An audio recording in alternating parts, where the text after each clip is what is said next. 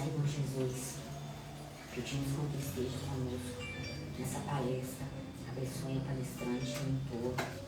Pedimos também, queremos te agradecer pela semana que passou e pela semana que se inicia.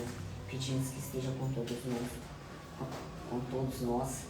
Pedimos também, Senhor, pelos nossos familiares que aqui não se encontram, que estão em casa, que possa ir na casa de todos nós abençoar. E assim pedimos permissão para dar início à nossa palestra de hoje. Que assim seja, graças a Deus.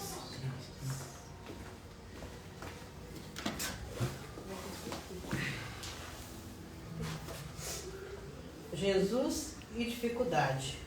Não se vos turbe o coração. Jesus. João, capítulo 14, versículo 27. Jesus nunca prometeu aos discípulos qualquer isenção de dificuldades, mas com frequência reclamava-lhes o coração para a confiança. No cenáculo, descerrando afetuoso coração para os aprendizes, dentre muitas palavras de esperança e de amor, asseverou com firmeza: não se turbe o vosso coração, nem se atemorize. Pacificava o ânimo dos companheiros timoratos, entre quatro paredes, sabendo que em derredor se agigantava a trama das sombras. Lá fora, Judas era atraído aos conchavos da deserção. Sacerdotes confabulavam com escribas e fariseus sobre o melhor processo de enganar o povo, para que o povo pedisse a morte dele.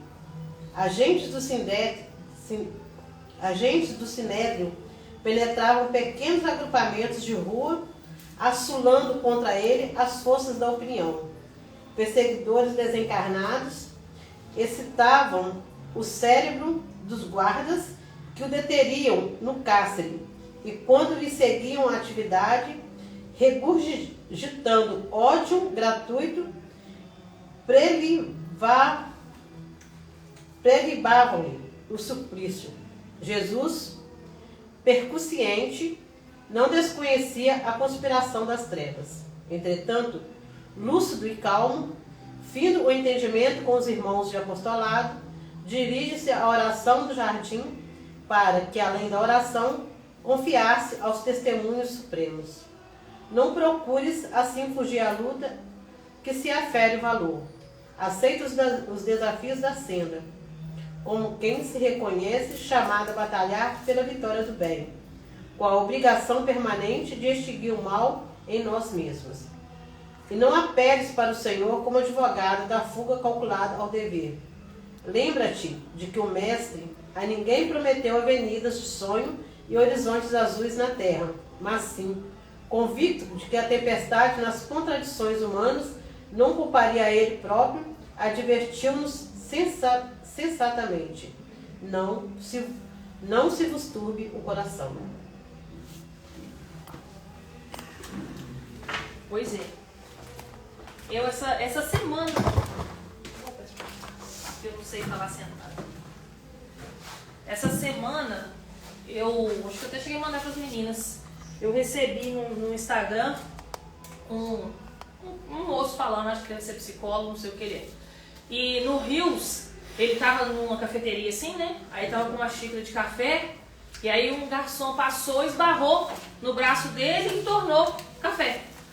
Aí o cara pede desculpa, ele, não, tudo bem. Aí ele fala assim, ele vira pra câmera e fala assim: se eu perguntar pra vocês por que eu derramei o café, vocês vão me responder: porque uma pessoa esbarrou no seu braço e você derramou café. E aí ele responde assim: não, mas não é isso. Eu derramei café porque na minha xícara tinha café. Se tivesse chá, eu tinha derramado chá. E aí ele vem com a explicação: a gente só derrama aquilo que a gente está cheio. A xícara estava cheia de café, então ele derramou café. Se estivesse cheio de chá, ele derramava chá. O que o nosso coração está cheio para a gente derramar quando a vida dá um esbarrão, né? Como aquele garçom esbarrou no braço dele, a vida dá esbarrão no nosso braço, né? Às vezes a gente está ali na muvuca do dia a dia e vem a adversidade. Às vezes é uma coisa corriqueira, uma pessoa te fecha no trânsito, ou às vezes é uma adversidade maior, vem a doença, a morte de alguém querido. E aí a gente é tomado pelo empurrão da vida. O que a gente transborda quando a vida empurra? Do que eu estou cheio? E aí essa passagem do Palavras de Vida Eterna me lembrou isso, porque Jesus pede justamente isso: não turve o vosso coração, para quando chegar a adversidade, você não derramar a podridão de um coração turvo. E inclusive esse cara no Rios, ele encerra falando: Jesus, quando ele foi pregado na cruz, que é um ato de extrema dor, né? Jesus que nem precisava passar por aquilo, quando chegou a adversidade da vida e ele foi pregado numa cruz, ele olhou para todos nós e pediu: Pai, perdoa, eles não sabem o que fazem. Então a oração de Jesus, as últimas palavras de Jesus foi pedir perdão. No momento de maior dor, de maior sofrimento da carne dele, ele derramou amor. Porque ele só tinha amor. Ele estava cheio de amor, não tinha como derramar outra coisa. Né? E a gente? O que a gente derrama quando cutuca? Né? Então eu achei que muito me lembrou esse Rios quando estava lendo ali a Palavra de Vida Eterna. Eu trouxe hoje esse tema, né, evoluir sempre, e assim, tentando trazer um pouco dessa questão de como a doutrina espírita enxerga a nossa vida, né? O porquê da vida, qual o sentido da vida, né? E aí eu achei interessante a gente tentar estudar sobre esse tema, analisando uma música que eu gosto muito. Essa música aqui chama Infinitos Degraus. Eu não sei se ela está muito nítida aqui na televisão, mas vou botar a música para tocar, para a gente poder ir lendo essas linhas aqui, para a gente poder fazer essa análise depois. Eu gosto muito dessa música porque eu acho que ela traz assim de forma bem sucinta, sabe?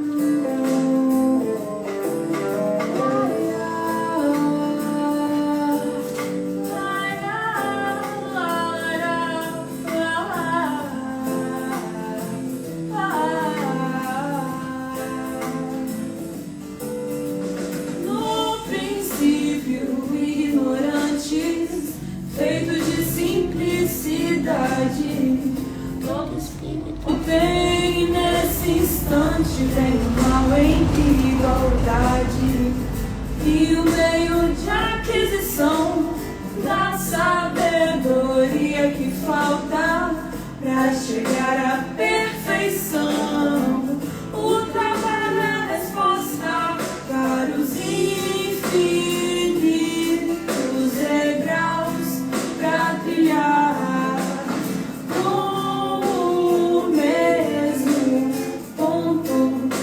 Partida, todos fomos criados para amar.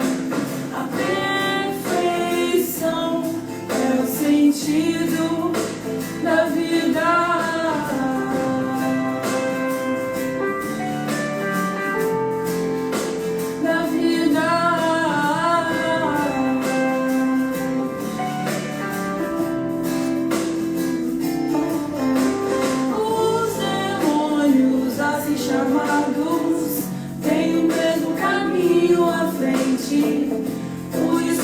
Estão atrasados, sua chance está no presente. E aqueles que nos parecem desde sempre iluminar são os anjos que nos procedem e nos a nos guiar pelos infinitos degraus pra trilhar.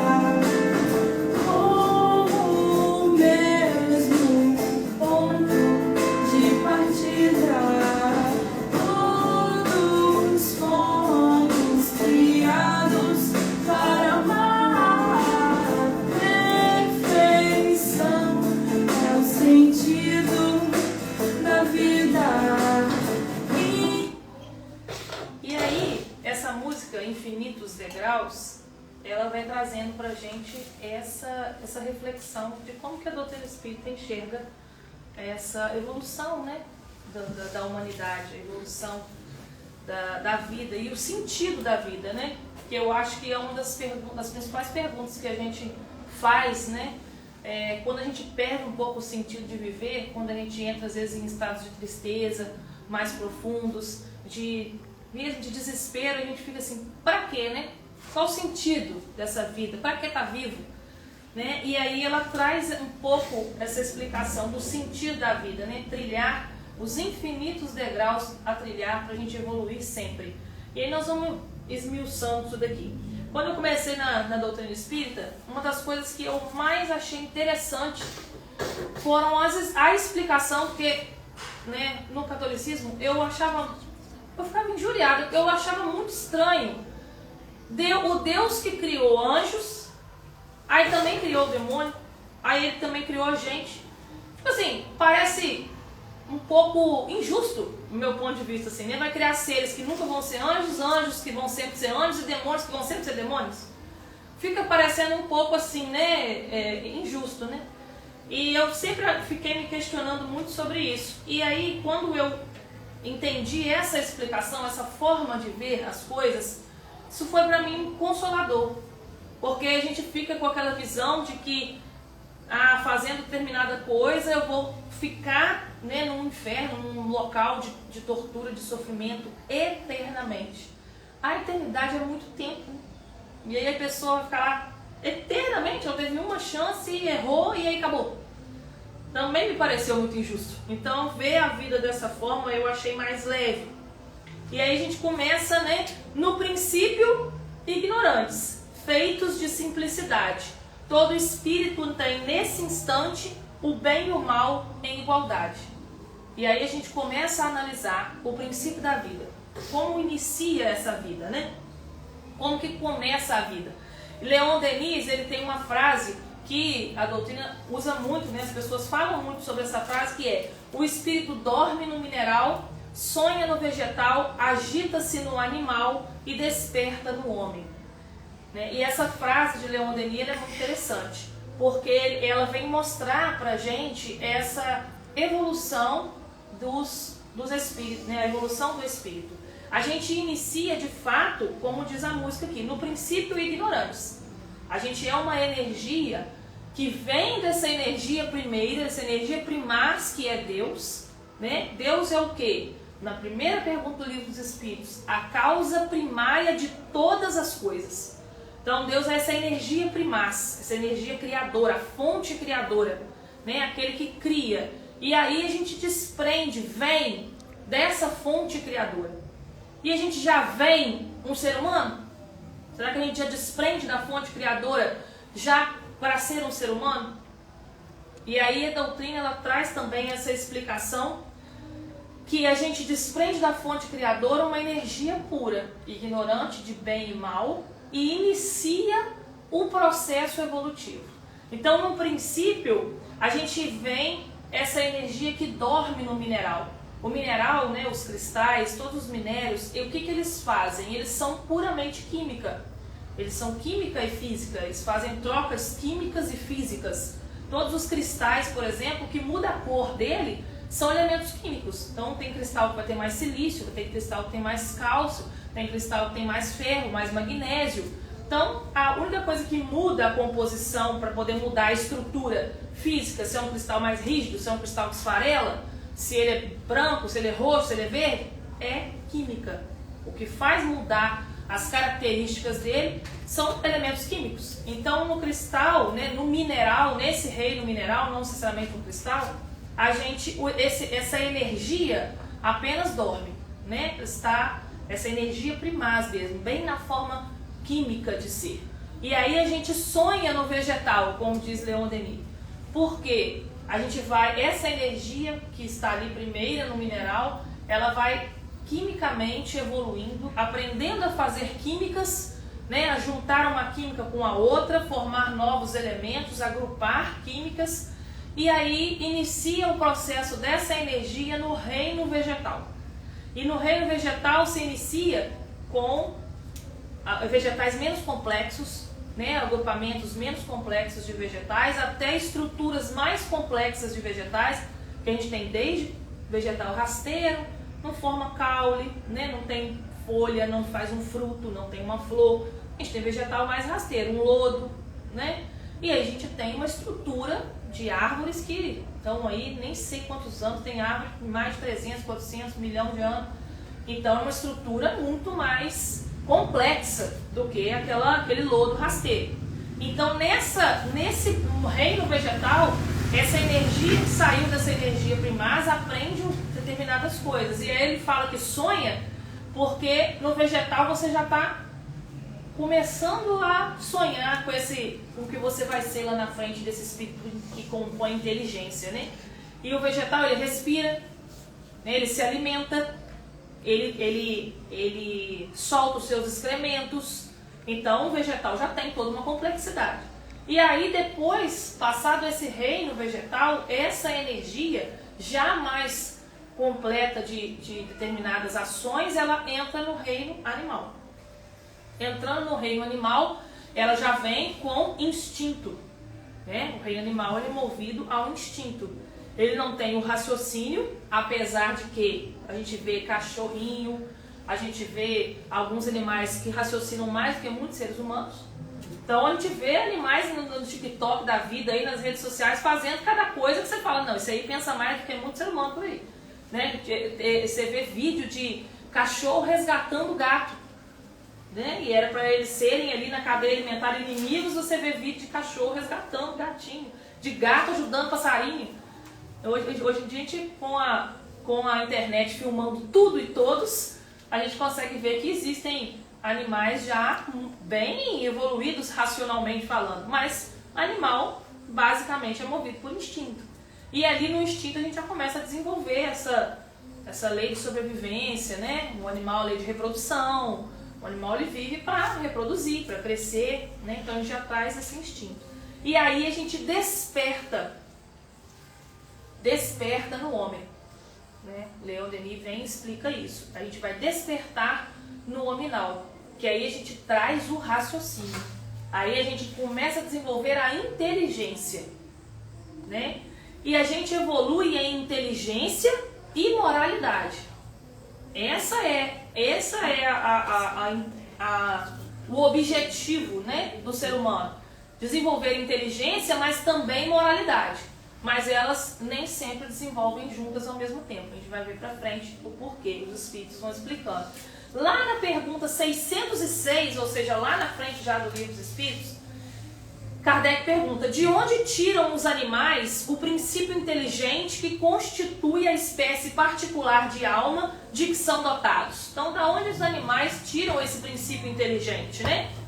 E aí os espíritos respondem: do elemento inteligente universal. Então, ele aqui está dizendo que o animal nada mais é do que essa energia que já veio, que desprendeu desse princípio inteligente universal, que é Deus. Então ele está aqui explicando que o animal ele vem dessa energia primaz. Né? Aí ele continua: a inteligência do homem e dos animais emanam, portanto, de um princípio único? E aqui é onde os espíritos respondem para Kardec e a gente entende, começa a entender lá na Gênese, é que na verdade vai ser explicado essa evolução toda, que eu expliquei para vocês aqui agora. Mas no Livro dos Espíritos, Kardec já começa a introduzir sobre esse assunto.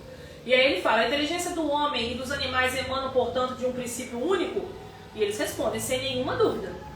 Mas no homem ela passou por uma elaboração que a eleva sobre a dos brutos, né, dos animais. Então a gente modifica e aí começa a habitar o corpo humano já com inteligência.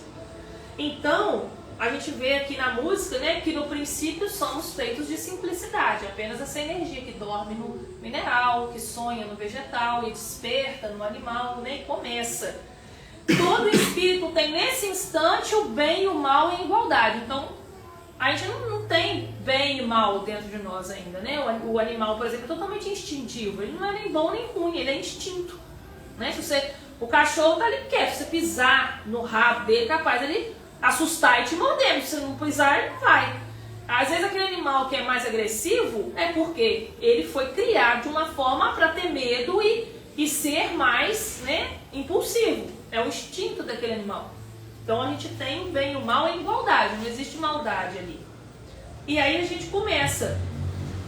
E o meio de aquisição da sabedoria que falta para chegar à perfeição, o trabalho é a resposta. Então, desse mineral que dorme e vai evoluindo, e esse homem que se inicia tendo o bem e o mal em igualdade até chegar à perfeição, o que vai fazer esse caminho?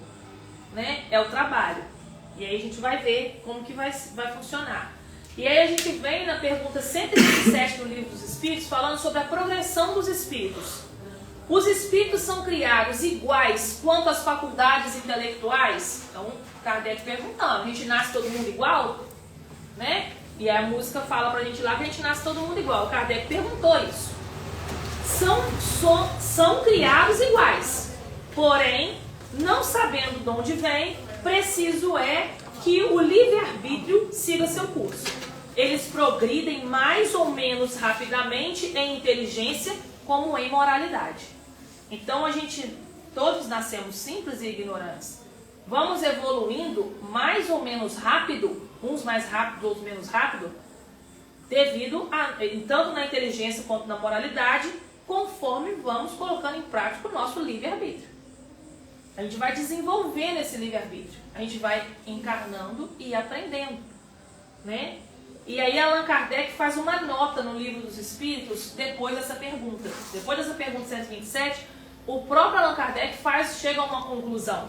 E aí ele fala, os espíritos que desde o princípio seguem o caminho do bem, porque existem espíritos que seguiram o caminho do bem desde o princípio, mas nem por isso eles são espíritos perfeitos, né?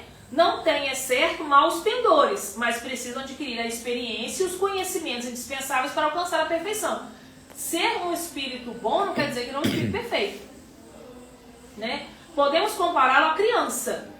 Seja qual for a bondade dos seus instintos naturais, necessitam desenvolver, esclarecer, adquirir conhecimento, né? Então, esses espíritos que sempre foram bons, não tenderam ao mal, ele não é um espírito perfeito por conta disso.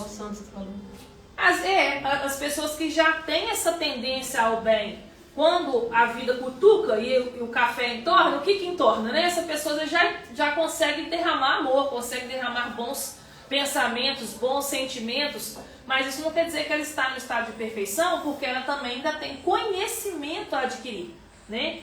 E aí o Kardec até fala, simplesmente assim como há homens que são bons e outros que são maus desde a sua infância espiritual, que Kardec está falando aqui, né? Não na infância da fase da vida encarnada. Ele fala da infância espiritual. Tem espíritos que são bons desde a sua infância espiritual. Nas suas primeiras encarnações, eles optaram no seu livre-arbítrio pelo bem. E existem espíritos que nas suas primeiras encarnações optaram pelo seu livre-arbítrio ao mal, a ignorar o bem. Então,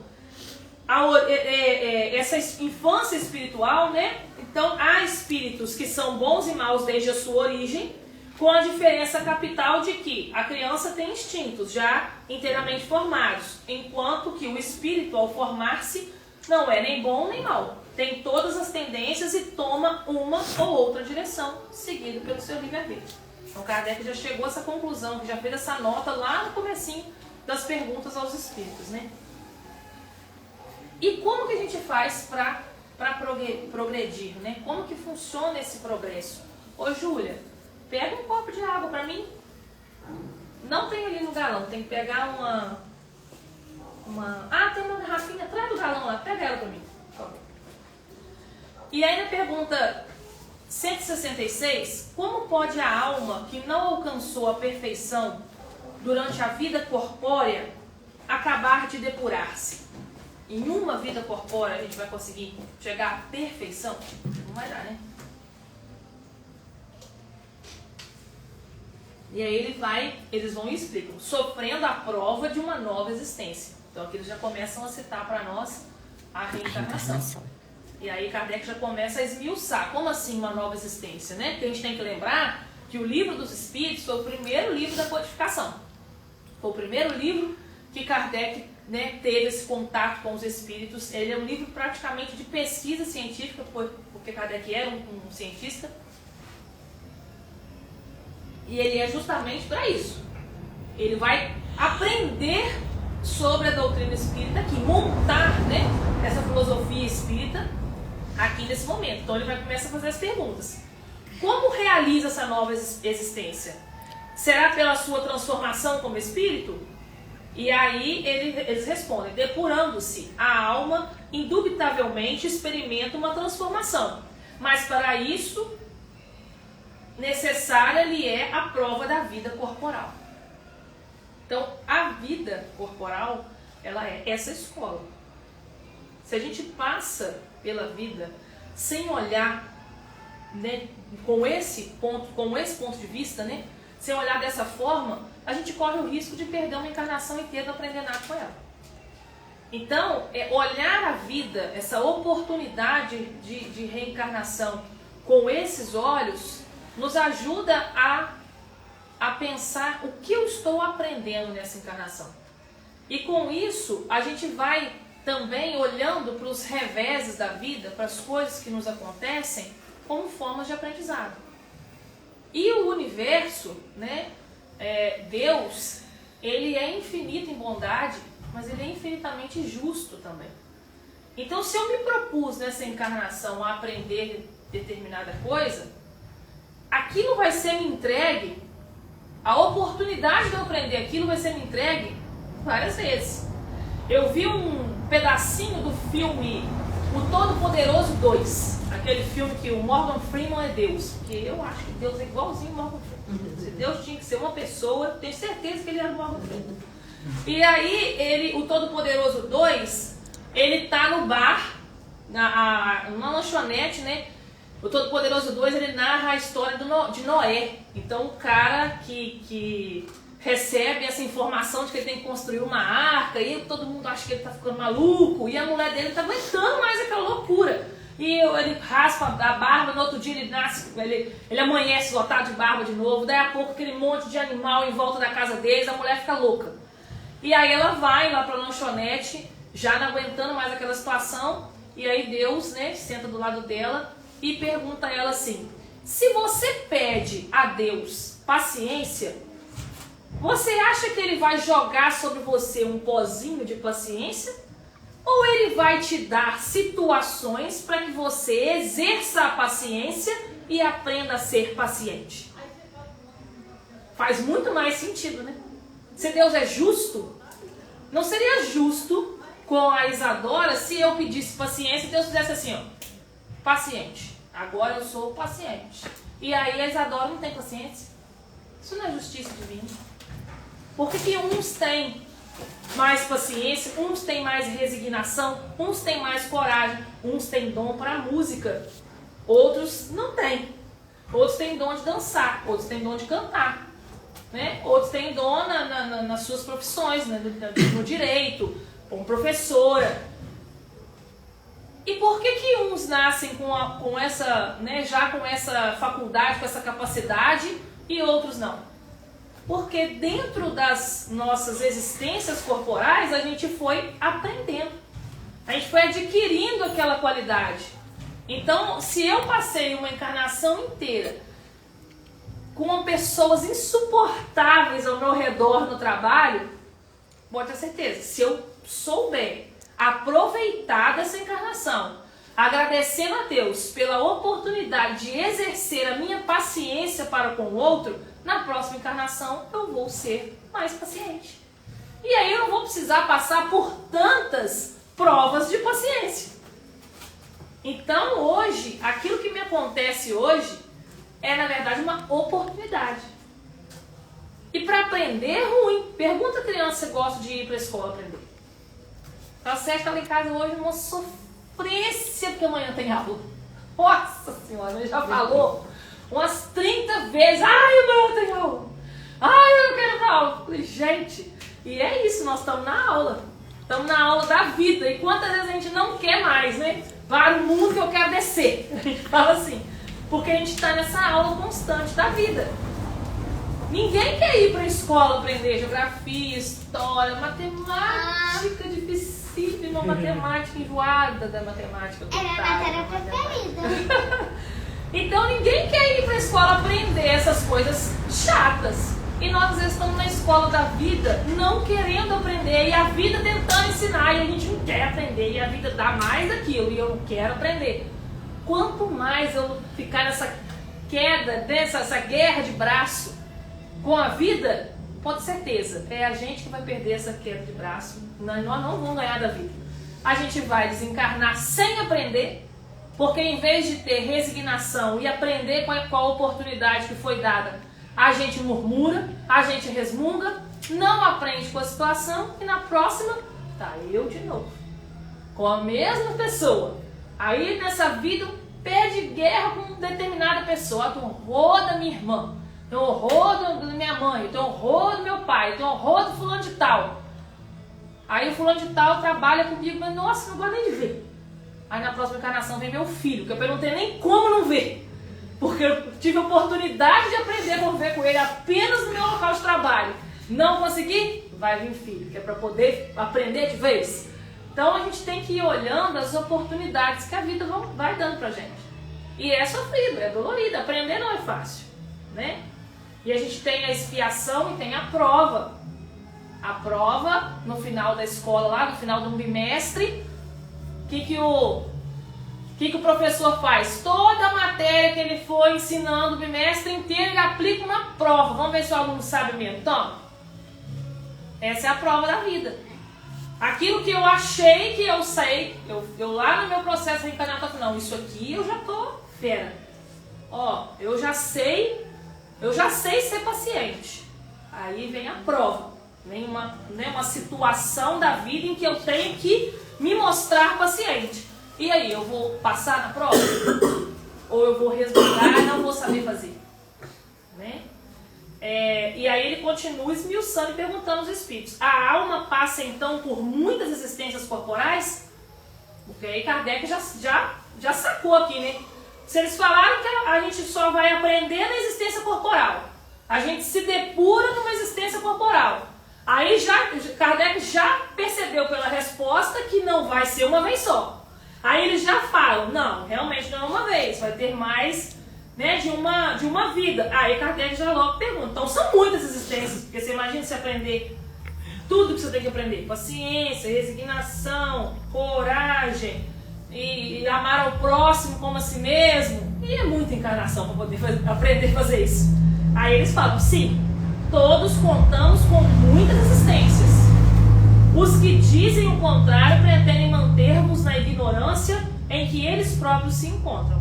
Esse é o desejo deles, né? Então a gente sair dessa ignorância, de ignorar essa informação mesmo, né? De não saber dessa informação, de que todos nós vamos ter várias oportunidades reencarnatórias, várias existências corporais com esse objetivo, que é evoluir, é nos depurar, é aprender com cada existência. E aí, né, a gente tem essa conclusão. Ao encarnar em corpos humanos, né, já nessa fase de evolução humana, em diversos mundos habitados, porque a gente não encarna só em um mundo, a gente, né, cada mundo tem algo a nos oferecer, então a gente tem essa troca também. O espírito inicia esse processo da conquista do seu progresso intelectual, que segundo, né, a questão 780 do Livro dos Espíritos, ocorre antes do progresso moral. Isso acontece porque a moral, sendo a regra do bem proceder, depende da capacidade do espírito de distinguir o que é o bem e o mal. Então faz mais sentido que a inteligência seja desenvolvida primeiro. Se a moral é a regra do bem proceder, né, Jesus veio para mostrar para a gente a moral verdadeira, a verdadeira moral, né, a moral do Cristo. Ele disse para mim que o seu caminho é a verdade e a vida. Que ninguém vem ao Pai senão por mim. Por que ele disse isso? Porque para vocês começarem a chegar nesse processo de perfeição, vocês têm que, no mínimo, ser como eu estou sendo na Terra. Nós estamos muito longe de ser igual a Jesus. Mas é muito, muito longe. Então ele já disse, para a gente chegar nesse processo de encontro, né, com a lei universal, com a energia universal, chegar nesse processo de perfeição, a gente primeiro tem que trilhar esse caminho da moral do Cristo, que nós já estamos muito distante dela. Então vai levar aí um processo. Mas só que para eu poder distinguir o bem e o mal, o que eu devo ou não devo fazer, eu tenho que ter pelo menos o mínimo de inteligência intelectual. Eu preciso desenvolver a intelectualidade primeiro, o raciocínio primeiro. Então, por isso que o espírito geralmente desenvolve a inteligência primeiro e depois a moralidade. Por isso que se a gente olhar para a humanidade lá atrás, a humanidade lá atrás era terrível. E éramos nós. Mas nós sem moral nenhuma ainda. Ainda desenvolvendo o instinto e a inteligência, saindo do instinto animal, porque o quanto nós ainda somos instintivos não está no gibi. O quanto que a gente ainda age por instinto de sobrevivência, né? Agora, o mais recente agora, a prova mais recente agora de que a humanidade age por instinto de sobrevivência foi o pânico do arroz. Porque encheu o Rio Grande do Sul, e o Rio Grande do Sul é o maior produtor de arroz. O que todo mundo fez? Encheu o Rio Grande do Sul, acabou com a plantação de arroz, vai acabar o arroz dos mercados, farinha pouca, meu pirão primeiro, corre todo mundo desesperado pro mercado para estocar arroz dentro de casa.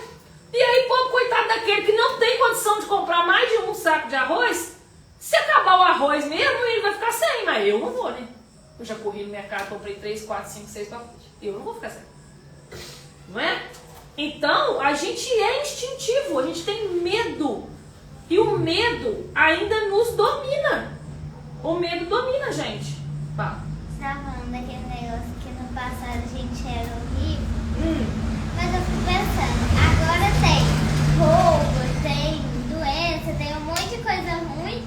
E tipo, na época dos indígenas, eles eram todos unidos, ficavam todos juntos.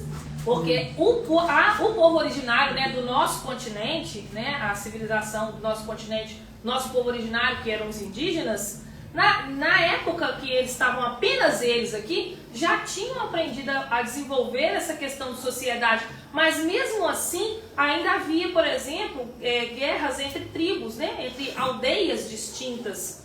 Eles se respeitavam e dentro da aldeia ali, de fato não existia roubo, essas coisas, mas ainda existia também essa primitividade de lutar por espaço, por território de caça, por território de água, né, limpa. Então ainda tinha também um pouco isso. Mas eu estou falando de uma civilização que ainda vem antes disso, né, mais antiga, que de fato a gente ainda estava aprendendo, estava muito só na inteligência, né, e ainda estamos muito ainda só no instinto, precisamos desenvolver mais a nossa inteligência para a gente começar, enfim, a trabalhar essa moral aí, senão nós não vamos desenvolver essa moral aí nunca, né? Quantas encarnações mais que nós vamos ficar aí e sem conseguir desenvolver essa moral, né? Essa pergunta 780, que é citada no parágrafo anterior, ela é sobre isso. O progresso moral acompanha o progresso intelectual? E aí os espíritos respondem. Decorre deste, mas nem sempre o segue imediatamente. Então o progresso moral, ele decorre do progresso da inteligência, mas ele nem sempre acompanha. Então tem espíritos que vão estar muito mais desenvolvidos intelectualmente do que moralmente. Isso é muito nítido. A gente vê pessoas extremamente inteligentes que usam a inteligência para criar armas extremamente poderosas para fazer genocídios de cidades inteiras. Ou seja, moral não tem quase nenhuma.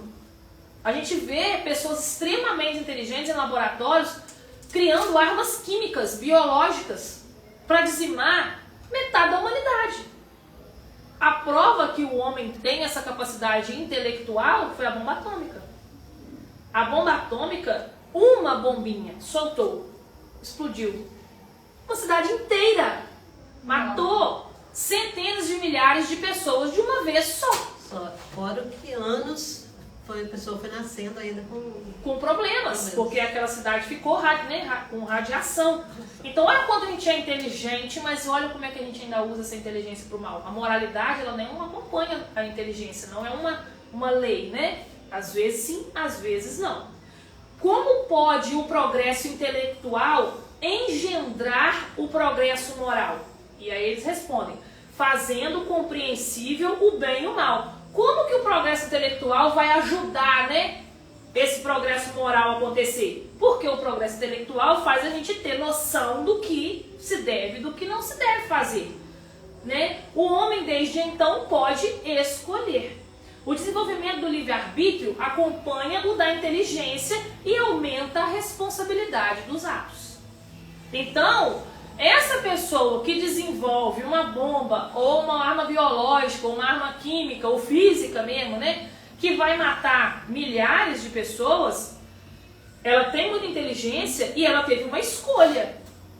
E com a inteligência que ela tem noção se o que ela está fazendo é realmente bom. Será que ela acha realmente que matar milhares de pessoas é legal? É interessante? Então, às vezes faz por dinheiro, faz movido por um desejo de vingança, faz movido pelo poder. Por que você fez bomba atômica? Porque eu podia. Não é? Por que o cara fez a bomba atômica? Porque ele podia fazer, ele sabia fazer, então ele quis.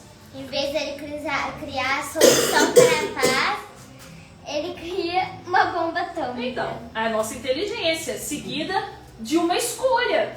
E aí ele teve uma escolha. Com essa escolha, ele tem que arcar com as consequências dos atos.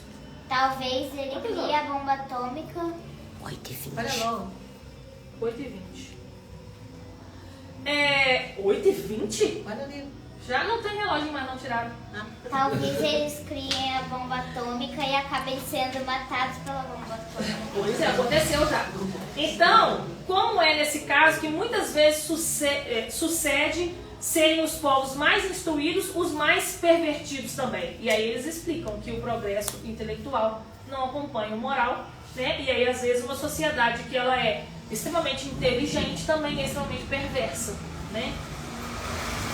E aí a gente vem com esse fechamento, né? O espírito precisa passar pela trajetória das reencarnações sucessivas para progredir, tanto no aspecto intelectual como no moral, utilizando o livre-arbítrio que é otorgado por Deus.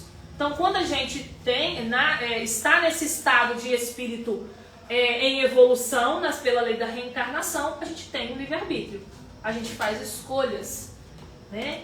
E aí é onde vem a explicação desses irmãos menos evoluídos na moralidade, porque não quer dizer que eles não sejam inteligentes.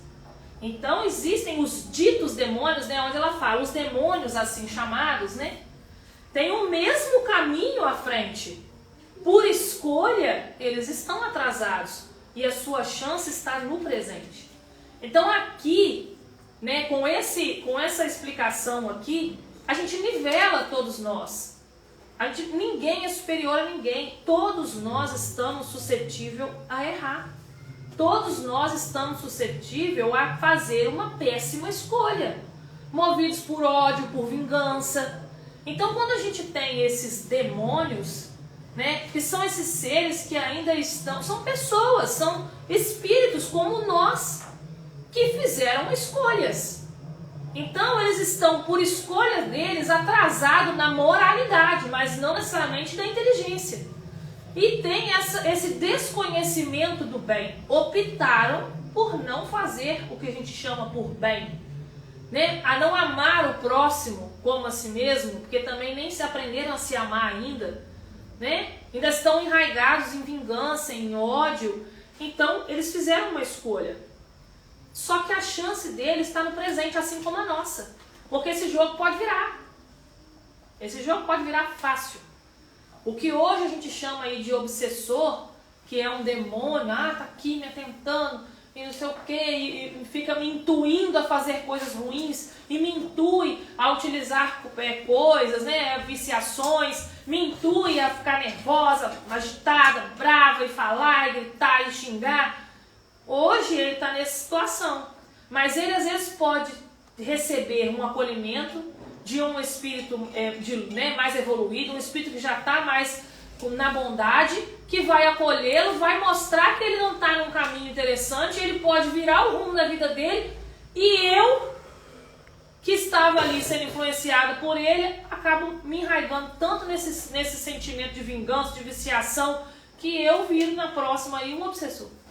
Então nós todos estamos nesse mesmo patamar, né? E esses espíritos que hoje são ditos demônios, eles têm uma chance, assim como nós, né, como todos os espíritos.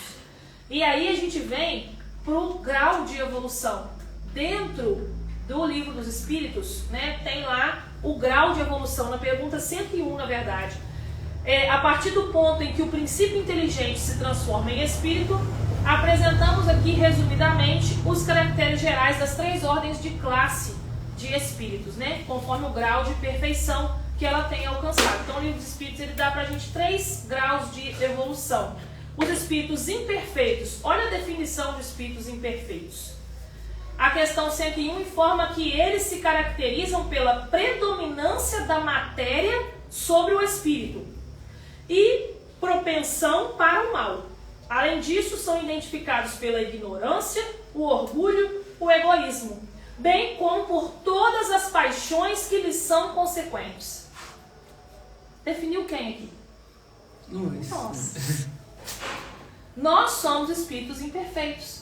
No mesmo grau que os demônios, ditos assim. Nós somos espíritos imperfeitos.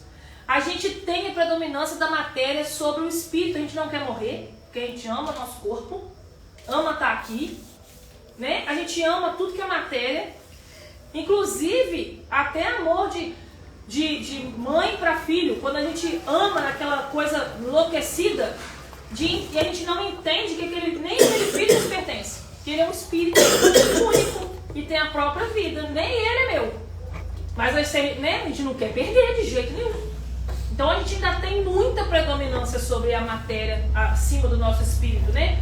Total propensão ao mal. Porque eu não me vejo matando ninguém. Mas e se, por um acaso, eu pegar alguém fazendo alguma maldade com o filho meu? Eu não sei. Então nem isso a gente não pode garantir. Quantas pessoas que você vê aí que foram pacatas, levaram uma vida pacata, boa, a vida inteira e num rompante assim, matou, você nem viu. Então nem isso a gente não pode garantir que a gente vai tender ao mal, né? E ao mal menor também, que às vezes eu não mato ninguém atirando nela, mas eu fofoco da vida dela, eu falo mal dela pelas costas, eu desejo o mal, né? Então isso também é tender para o mal, né? E a gente está muito, muito, muito preso ainda ao orgulho e ao egoísmo. É a nossas principais virtudes. Você colocou, eu tava contando ele lá dentro. É porque a gente conhece ela, né, Júlia? Então tem também, além dos espíritos imperfeitos, os bons espíritos, que as características são a predominância do espírito sobre a matéria e o desejo do bem. As suas qualidades e poderes para o bem estão em relação com o grau de adiantamento que já tenham alcançado, né? Possuem ciência, outra sabedoria e a bondade. São mais adiantados, reúnem o saber das qualidades morais. Então, espíritos bons é aqueles que já têm o saber das qualidades morais. E o espírito está acima da matéria. Nós ainda não estamos lá. E tem os puros, que são aqueles que são portadores de superioridade intelectual e moral absoluta. Ou seja, Jesus está nesse aqui. Outros a gente já não tem tanta certeza. Com relação aos espíritos de outras ordens. Os espíritos que a compõem percorreram todos os graus das escalas e se despojaram de todas as impurezas da matéria. Como eles alcançaram a soma da perfeição de que é suscetível a criatura, não tem mais que sofrer provas nem expiações, não estando mais sujeitos às reencarnações em corpos perecíveis, né? Realizam a vida eterna no seio de Deus. Então esses espíritos puros, eles não precisam encarnar, eles não tem mais do que expiar, mais prova, não tem, né? Agora eles vão aprender mais, chegar à perfeição, ajudando espíritos imperfeitos como nós. Então Jesus não precisava vir, mas ele quis vir, porque ele viu que vindo era mais fácil de ajudar os perturbadinhos que não estavam entendendo nada. Ele estava aqui entendendo nada, brigando por causa de tudo. Ele falou, não, se eu não for lá, esse pessoal não vai entender. Aí ele veio, tadinho. Morreu na cruz, nem precisava. E aqueles que nos parecem desde sempre iluminar são os anjos que nos precedem, são os irmãos a nos guiar, né? Então, aqueles que a gente parece que já foram nascidos anjos, na verdade são espíritos que já são mais antigos, já passaram por depuração, já trilharam os caminhos da evolução, várias encarnações, por isso hoje eles conseguem ser exemplo para nós, né? Pelos infinitos degraus para trilhar, Com o mesmo ponto de partida, todos fomos criados para amar. A perfeição é o sentido da vida. E assim ele encerra essa música, né? Pelos infinitos degraus a trilhar mesmo. Nós estamos muitas encarnações aí trilhando esse progresso, evoluindo, aprendendo essas oportunidades todas que são dadas, né? E todos tivemos o mesmo ponto de partida, né? E o que é o objetivo das nossas encarnações? Qual o sentido da vida? É a perfeição. É chegar à perfeição, né? É olhar para Deus e tentar chegar nessa perfeição. Só que para a gente que está aqui, né? Nesse mínimo, olhar para Deus e falar essa perfeição aí que eu vou ser, já é mais complexo, completamente distante.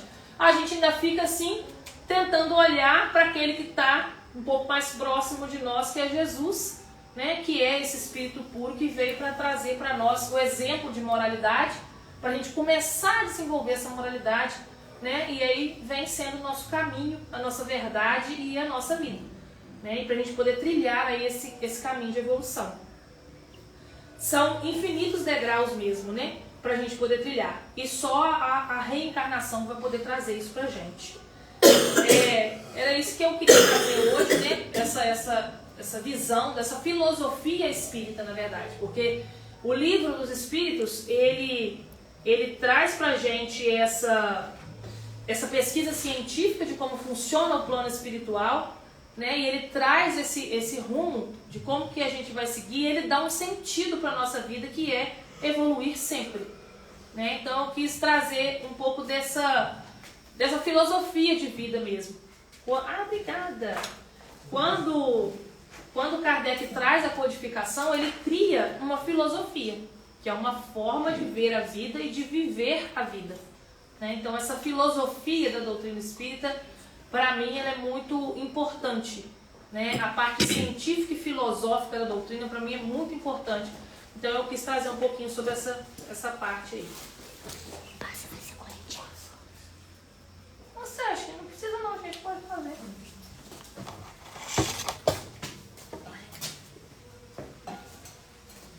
Senhor Jesus, te pedimos permissão para terminarmos os trabalhos de hoje, cientes do aprendizado aqui hoje.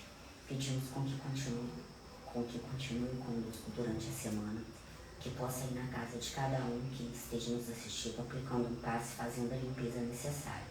Por aqui, damos encerrados os trabalhos de hoje. Que assim seja. Graças a Deus.